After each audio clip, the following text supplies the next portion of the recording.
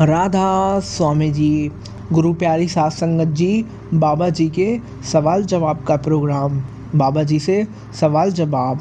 प्रश्न। बाबा जी, जब हम भजन सिमरन पर बैठते हैं तो कई बार ऐसा होता है कि हम बीच में शब्द भूल जाते हैं या फिर कई बार शब्द रिपीट हो जाता है। तो बाबा जी, जब भी ऐसा होता है तो क्या हमें शुरू से दोबारा करना चाहिए या उसी को जारी रखना चाहिए? फिर बाबा जी ने उत्तर दिया। बाबा जी कहते हैं, नहीं बेटा, बस करी चलो। हमारा असल मकसद है सिमरन बस। ये तो हमारा मन है जो हमें भटकाता है, फर्क में डालता है। हमें मन की नहीं सुननी चाहिए, हमें बस भजन सिमरन पर जोर देना है। जब हम मन को मार कर उसके खिलाफ जाएंगे, धीरे धीरे वो खुद हट जाएगा। फिर आप मन के अधीन नहीं, मन आपके अधीन रहेगा। सो बेटा, हमें भजन सिमरन पर बैठना है, उस मालिक को याद करने के मकसद से, ना कि कुछ और। दूसरा प्रश्न।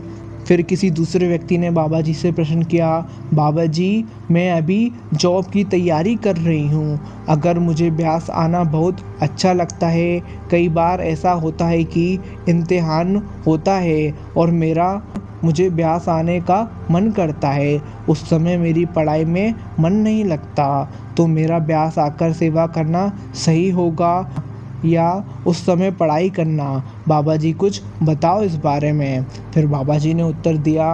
बाबा जी कहते हैं, हर एक चीज़ का अपना वक्त होता है। जब इम्तिहान होते हैं तो उसकी तैयारी करनी भी ज़रूरी है। सारी उम्र पड़ी है हमारे पास सेवा के लिए, मगर उससे पहले हमें अपने पैरों पर भी खड़े होना ज़रूरी है ना। जब हम अपने पैरों पर खड़े ही ना हो पाएंगे तो सेवा कहाँ से निभा पाएंगे? सो बेटा, पहले पढ़ लिख कर कुछ बन जाओ, तभी बाकी जिम्मेदारियाँ निभाई जाएंगी। सवाल तीसरा। फिर किसी ने बाबा जी से सवाल किया, बाबा जी, जैसे आप हमेशा फरमाते हैं जात पात के बारे में कुछ नहीं होता, लेकिन जब हमारे माता पिता शादी से पहले कुंडली वगैरह मिलवाते हैं, जात पात के बारे में पूछते हैं, तो हम इन्हें किस तरह समझाएं बाबा जी? बाबा जी उत्तर देते हैं कि बेटा, जो ये सोच रखते हैं वो पता नहीं कौन से ज़माने में फंसे हुए हैं। मैं तो बोलता बोलता थक गया हूँ।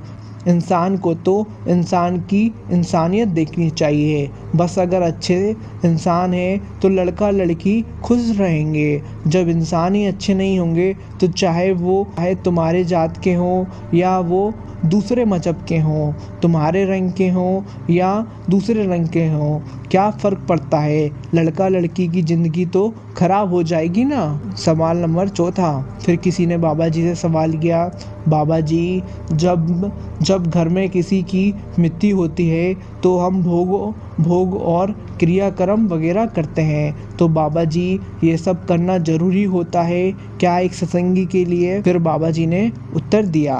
बाबा जी कहते हैं, बेटा, ज़रूरी तो ज़िंदगी में कुछ नहीं है, पर हर एक जो भी ये बनाई हुई चीज़ें हैं, इनका अपना एक मकसद है।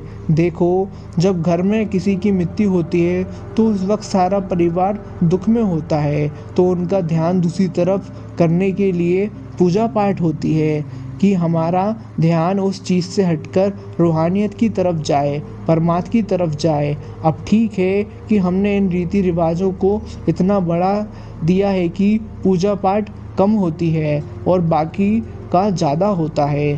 ताकत दोबारा हासिल करके फिर हमारे ऊपर हावी हो जाता है। जब भी ऐसा हो तो सिमरन पर जोर दो, ना कि इन चीज़ों पर।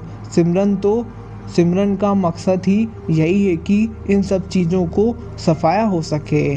सवाल पांचवा।